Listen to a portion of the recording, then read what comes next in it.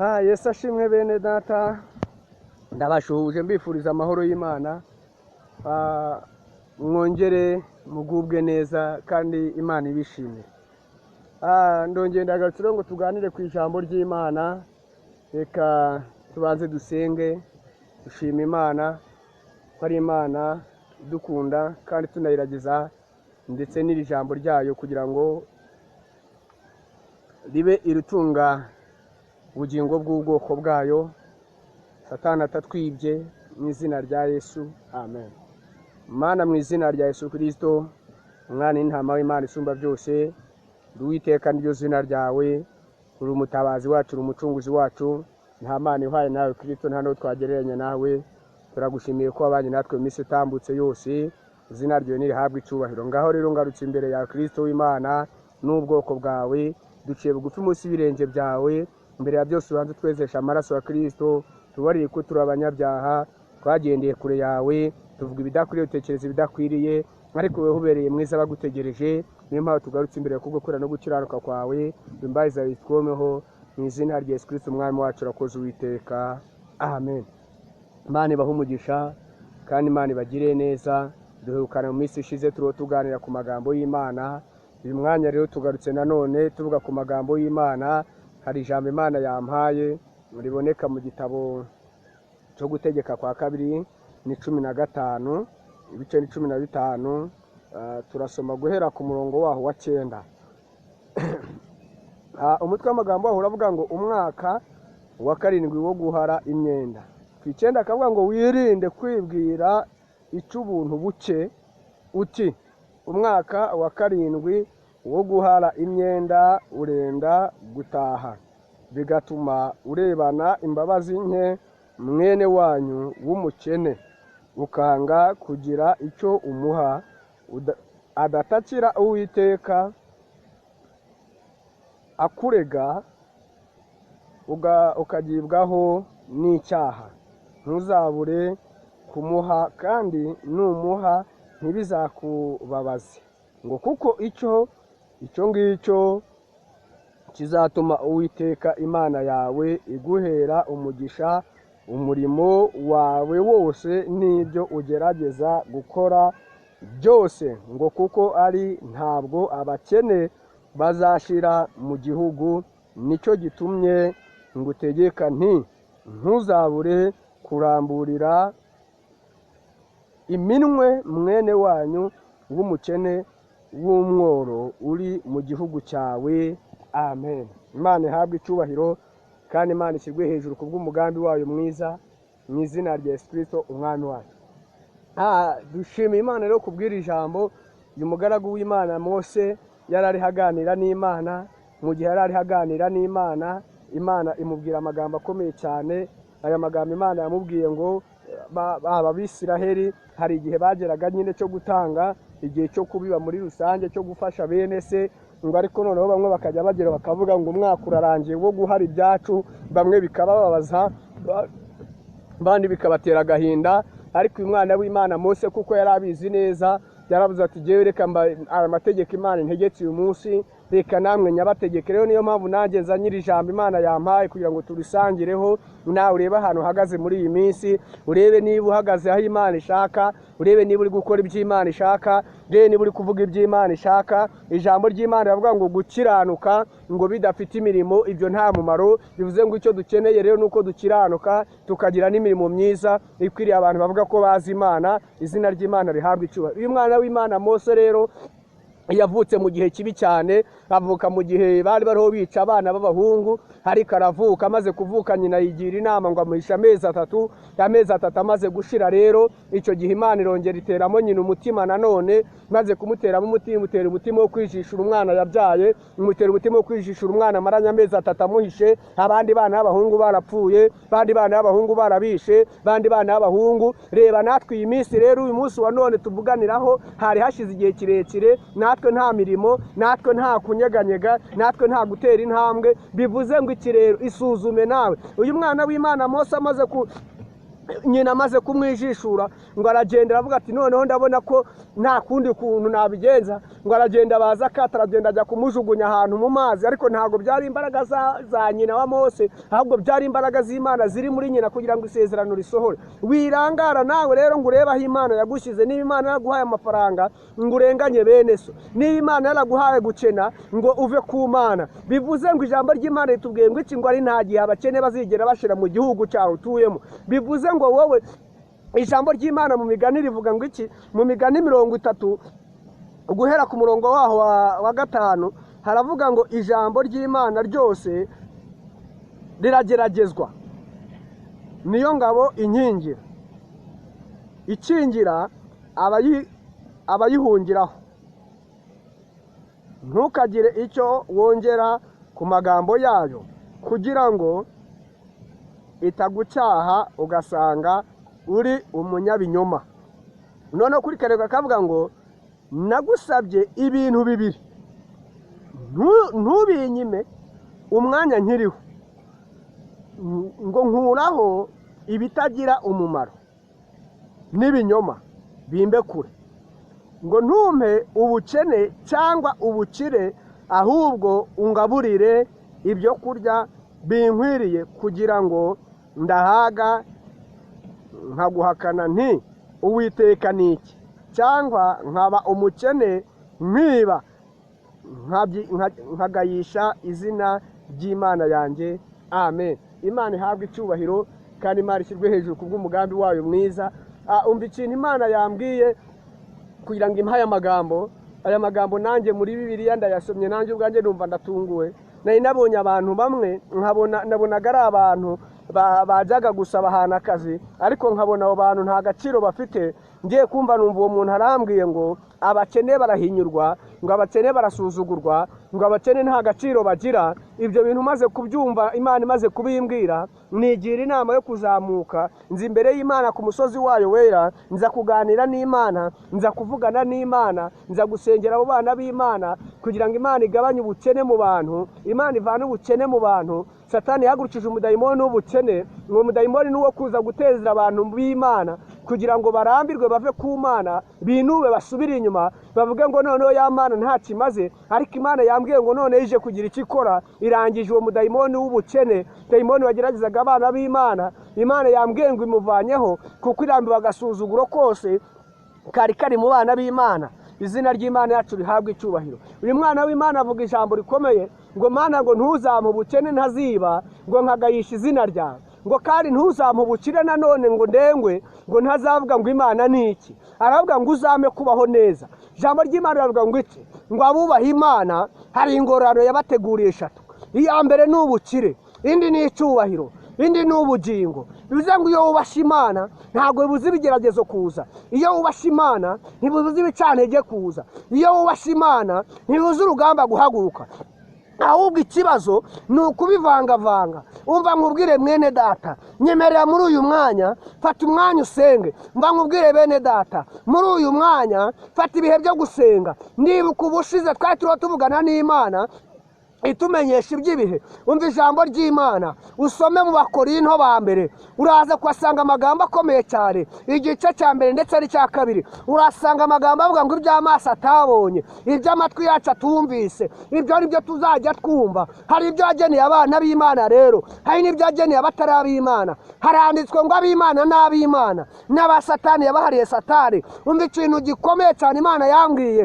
Imana yarambwiye ngo nimbwire abantu ngo igihe kiraje, ngo kandi kirasohoye, ngo ije gusohoza amasezerano yavuze ku bana bayo. Uwo yabwiye ibyiza igiye kubisohoza. Nuko Imana yambwiye ngo wowe uri hanze, injira mu ntebe yawe y'icyubahiro. Umva nkubwire, ijambo ry'Imana riravuga ngo hanze hazaba imbwa, hazaba abarozi, hazaba abasinzi, hazaba abasambanyi, hazaba abatinganyi, hazaba abakora ibiteye isoni, abantu batubaha Imana. Ariko wowe wari uri hanze, injira mu ntebe yawe, injira muri Kristo Yesu. Umva icyo Imana yambwiye gusa, yambwiye ngo nugera mu ntebe yawe, ngo ntuzigere urenganya ubwoko bw'Imana, ngo uzumvire Imana, ngo kandi ugendane n'ijwi ryayo.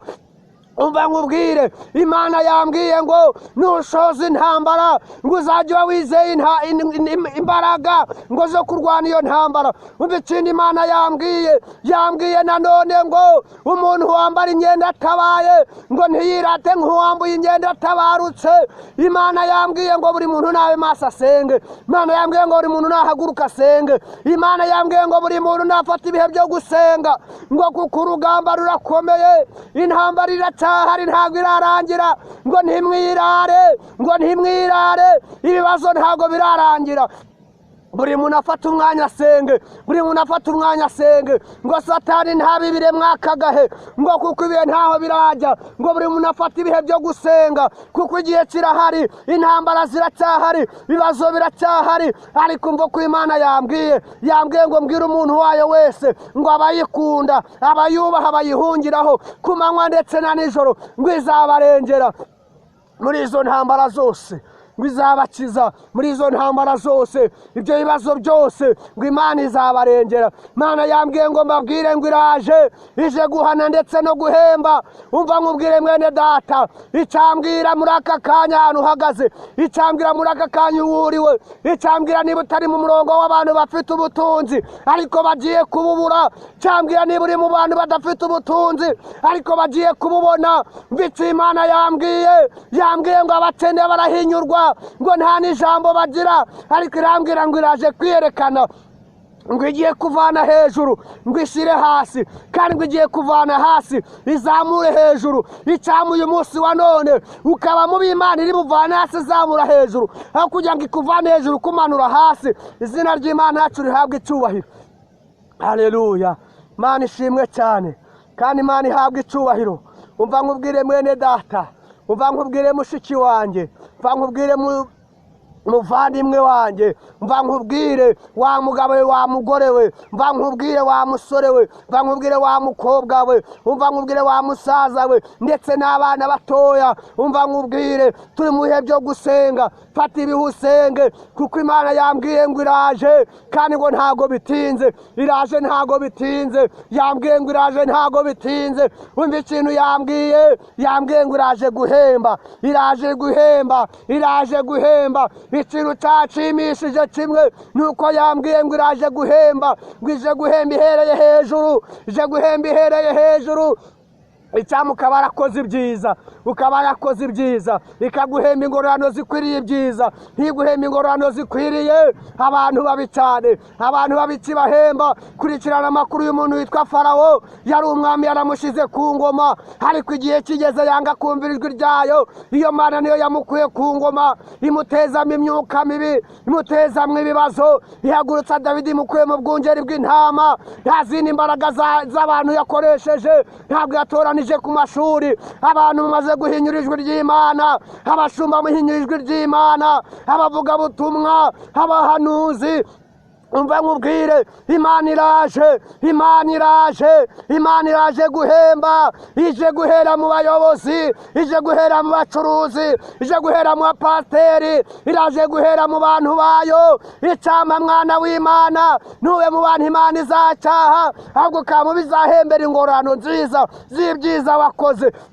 Umva nkubwire, niba ukunda Imana ukaba wizera imikorere yayo, ukaba wizera ijwi ryayo, umva nkubwire amagambo. Ubwo twarahakuye umusozi, hari igihe Imana yigeze tubwira ijambo rikomeye ngo intambara iraje, ngo nta muntu uzaba afite ahantu ayihungira. Iyi ntambara turi kurwana ngo nihagira umbwira ahantu yayihungira. Umva nkubwire, Imana yambwiye ngo imvura iraje.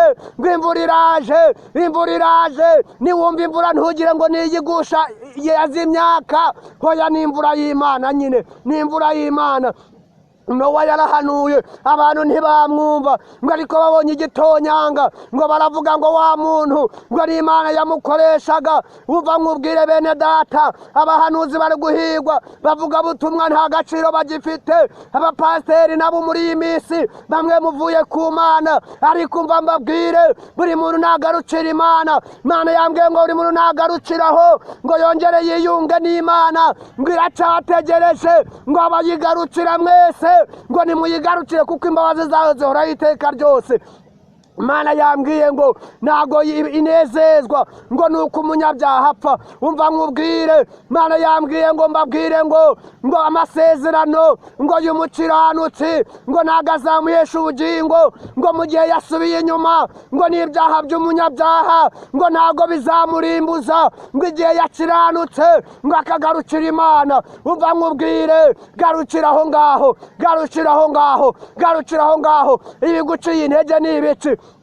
Umva nkubwire, ijambo ry'Imana rivuga ngo iki? Ijambo ry'Imana riravuga ngo nimuntabaze ndabatabara. Nta wundi wo gutabaza, nta wundi wo guhungiraho uretse Imana yonyine yaremye ijuru n'isi. Umva mbabwire bene data, buri muntu nabe maso asenge, kuko igihe kiraje kandi kirasohoye. Izina ry'Imana yacu rihabwa icyubahiro kandi Imana yacu ishyirwe hejuru. Umva nkubwire bene data, nkubwire muri aka kanya, niba wumva ushaka kugarukira Imana, wari waragiye kure y'Imana, niba wumva wari uri kure y'ubwiza bw'Imana, umva nkubwire aya magambo, wongere usubiremo aya magambo ngo Mwami Yesu, wongere unyakire, wongere unyakire. Nagendeye kure yawe, nirengagije abakene, narenganyije ubwoko bw'Imana. Yibwire ngo ngarukira Mwami, nanjye ndakugarukiye. Imana irakugarukira. Izina ry'Imana rihabwa icyubahiro, izina ry'Imana rishyirwe hejuru mu izina rya Yesu. Reka dusenge, tugiye gusenga, ariko icyama mwana w'Imana ukaba mu bantu Imana yishimira. Ndetse Imana yambwiye gikomeye cyane cyane agahinda, ariko ndongera ndanezerwa. Imana yambwiye ngo abakene nta gaciro bafite. Imana yambwiye ngo abakene barasuzugurwa. Imana yanyeretse umuntu wari ugiye kwaka ahantu akazi, uwo muntu agezeyo ngo barakamwima. Mwami wanjye, mubyeyi wanjye, ita ku ntama zawe. Imana irangije irambwira ngo abakene barasuzugurwa, ngo abakene nta gaciro bafite. Umva nkubwire bene data, ntukangwe n'ibihurimo, ntukangwe n'intambara, ntukangwe n'ibicantege, ntukangwe n'ibiteye ubwoba. Umva nkubwire, ijambo ry'Imana rivuga ngo iki? Ijambo ry'Imana rivuga ngo bazabahiga ku misozi, ngo bazabahiga ku gasozi, ngo bazabahiga no mu masenga hose. Ariko umva nkubwire uko Imana yavuze, yaravuze ngo bazaterana, ngo ariko ntabwo izayibateranije. Imana iravuga ngo imigambi yabo ntabwo izahama kandi ntabwo izasohora, kuko Imana yambwiye ngo ije kwimura abantu, ije kuvana abantu aho bari. Nari maze iminsi ndi gusenga, nari mbabaye cyane, mbabajwe n'ibibazo mbona mu bantu b'Imana. Abana b'Imana bavuga ubutumwa bwiza hirya no hino, bariho bagenda bateraganwa, bariho bagenda bashushubikanwa, bariho bagenda birukankanwa ku misozi. Nta gaciro bafite. Mu bapasiteri bakomeye bararenganya abahanuzi Imana yahamagaye, ahubwo bariho barakoresha abamakositime. Umva Imana yambwiye ngo igiye gukoresha ikarita, ngo ibyo by'amakositime, ibyo by'ibyubahiro yabivuyemo, ngo igiye gukoresha umwana wayo uko yamutoranije, uko yamuhamagaye. Izina ry'Imana rihabwa icyubahiro. Umva nkubwire, icyamuka buri mu bantu bafite ikarita y'Imana, kubera yuko kositime zirarambiranye, amakositime avuyeho, babandi mwihamagaye Imana yabirambiwe. Imana yambwiye ngo izanye umuyaga, izanye umuyaga, izanye umuyaga. Imana yambwiye ngo ibi mwabonye ngo byari gutambuka, ngo ubu nibwo igiye kuza, ngo ubu nibwo igiye kuza. Imana yambwiye ngo ubu nibwo igiye kuza, yambwiye ngo mbwira abantu bayo ngo ubu nibwo igiye kuza, ngo iyi mwabonaga n'ibyo mwabonye ngo yari imirindi yayitambuka, ngo ubu nibwo igiye kuza. Noneho uwami kazaza isanga witeguye, uwami kazaza isanga witeguye, uwami kazaza kwicara isanga wariteguye, ikicarana nawe, itakwicaraho ahubwo yicara iruhande rwawe. Izina ry'Imana rihabwa icyubahiro. Ngiye gusengera abana b'Imana, ngiye gusengera abana b'Imana. Naje kuyu musozi w'Imana, naje kuyu musozi gutakamba, kuko Imana yari yambwiye ku bantu b'abakene. Imana yari yambwiye ku bantu b'abakene, yari yambwiye gusengera abantu b'abakene. Imana irambwira kandi ngo noneho yishuye. Imana irambwira ngo yishuye, Imana irambwira ngo yishuye, Imana yambwiye ngo yishuye. Izina ry'Imana rihabwa icyubahiro kubwo gukiranuka kwayo. Izina ry'Imana rihabwa icyubahiro. Imana yambwiye ngo abakene barenganaga, yambwiye ngo yabishuriye, yambwiye ngo yabishuriye. ikimenyetso yampaye, yambwiye ngo umunsi w'ejo ngo ejo nibwo Imana izaba yamaze kwishura. Izina ry'Imana rihabwe icyubahiro, kuko Imana yambwiye ngo abantu bayo bari guteraganwa ari benshi cyane, ariko Imana yabirambiwe. Izina ry'Imana rihabwe icyubahiro. Uwiteka Mana ikiranuka, Mana idakiranirwa ngo yibagirwe imirimo, ikosi yaramando, mbaraga zawe Kristo w'Imana, ndagushimiye kubwo gukiranuka kwawe. Abana bawe kuko ubishuriye, kaba wishyuye amadeni, ukaba mwami wavangiye mu bukene, abari basuzuguritse kabavangiye igisuzuguriro, ukaba uje kwiyerekana nk'Imana. Abari bari hanze ukaba ubavanye hanze, ukaba ubazanye imbere. Abatari mu ntebe ukaba bashyize mu ntebe yabo, abari igisuzuguriro kabakoye igisuzuguriro, abo wasezeranije intebe z'ibyubahiro ukaba uzibahaye kubwo gukiranuka kwawe. Mu izina rya Yesu ndagushimiye Uwiteka Mana ikiranuka bw'urukundo rwawe none n'iteka ryose. Reka ntaba ari twebwe, habwa uganze nk'Imana kandi utegeke ubisohoresha imirimo n'ibitangaza kubwo gukiranuka kwawe, bwo kugira neza kwawe. Ngaho itorero ryawe mwami wanjye yerekane nk'Imana. Abana bawe abahanuza, abavuga butumwa b'inginzi, ndabasengeye none ahangaha, jyanye imbaraga ze zimaruke mwami. Itorero ryawe ndarisengeye ryose, Kristo Imana isumba byose. Mana wamishuriye amatorero menshi akinze, Mana Mwana n'Umwuka Wera, mbwira ko hari amatorero agiye gufungwa. Nyemerera ngugireho umugisha, ugabanya abantu barimbuka, abasubira inyuma bose Mana bagaruze neza yawe. Abo Satani yakwihebesha niwemere mwami wanjye, abo Satani ari gukura ku murongo wo gukiranuka Mana no kugutegereza, bagaruze neza yawe ndetse n'ukuboko kwawe. Abari batenebutse ndabasengeye, ndi ku musozi wawe wera, byiringiro by'ubugingo bwanjye. Uyu ni umusozi banguka ngo utabare, ngo utabare itorero ryawe, tabara igihugu. Abakwirara bagasubira inyuma bose ndabasengeye kubw'ubutware bwawe n'ububasha bwawe none n'iteka ryose. Mu izina rya Yesu Kristo umwami wacu urakoze Yesu, amen.